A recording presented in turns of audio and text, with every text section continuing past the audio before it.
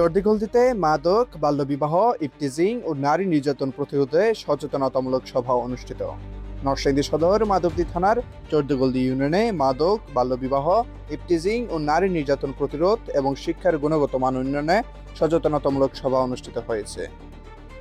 6 August বুধবার দুপুরে নরসিংদী সদর উপজেলা প্রশাসনের আয়োজনে এবং চর্দিগলদি ইউনিয়ন পরিষদের সার্বিক তত্ত্বাবধানে চর্দিগলদি ইউনিয়ন উচ্চ বিদ্যালয় প্রাঙ্গণে এ সভা অনুষ্ঠিত হয়। প্রধান অতিথি হিসেবে উপস্থিত ছিলেন নরসিংদী সদর উপজেলার নির্বাহী কর্মকর্তা আসমা জাহান সরকার।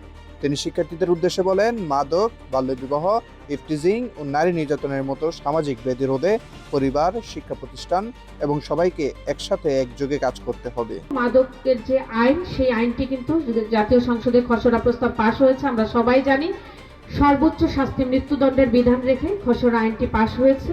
আমরা আশা করি আমরা সকলে ঐক্যবদ্ধ থেকে মাদকের নির্মূল করতে পারবো। বিশেষ করে কোমলমতি শিক্ষার্থীরা যারা আছে, এখানে যারা বিশেষ 8-9 স্টুডেন্ট আছে, ছেলে মেয়ে উভয়ই, আমি তোমাদেরকে বিনীতভাবে অনুরোধ করব, নিজেরা এই ধরনের কর্মকাণ্ড থেকে তো অবশ্যই বিরত থাকবে। পাশাপাশি শিক্ষার্থীদের নিয়মিত পড়াশোনা, নৈতিক শিক্ষা ও খেলাধুলার মাধ্যমে নিজেদের যোগ্য নাগরিক হিসেবে গড়ে তোলার আহ্বান জানান তিনি। আগে আমরা নিজে ভালো হই, একজন ভালো মানুষ হই, আলোকিত মানুষ হই।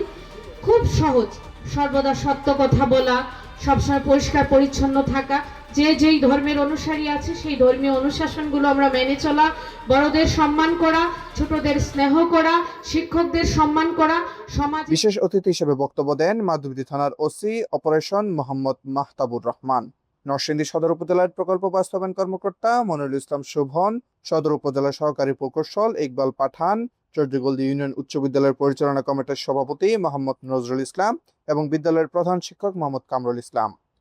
অতিথি হিসেবে আরো উপস্থিত ছিলেন চর্দিগলদি ইউনিয়ন বিএনপি সাধারণ সম্পাদক মোহাম্মদ শফিকুল ইসলাম, চর্দিগলদি ইউনিয়ন যুবদলের সাবেক সভাপতি মোহাম্মদ ইউনুস মিয়া এবং দোয়ানী সরকারি প্রাথমিক বিদ্যালয়ের সভাপতি আলী হোসেন শাহজাহান সহ স্থানীয় গণ্যমান্য ব্যক্তিরা। অনুষ্ঠানে শিক্ষার্থী, শিক্ষক, অভিভাবক ও স্থানীয় জনপ্রতিনিধিরা অংশগ্রহণ করেন। সভা শেষে প্রধান অতিথি শিক্ষার্থীদের মাঝে ফুটবল ও দাবা খেলার বিভিন্ন উপকরণ বিতরণ করেন।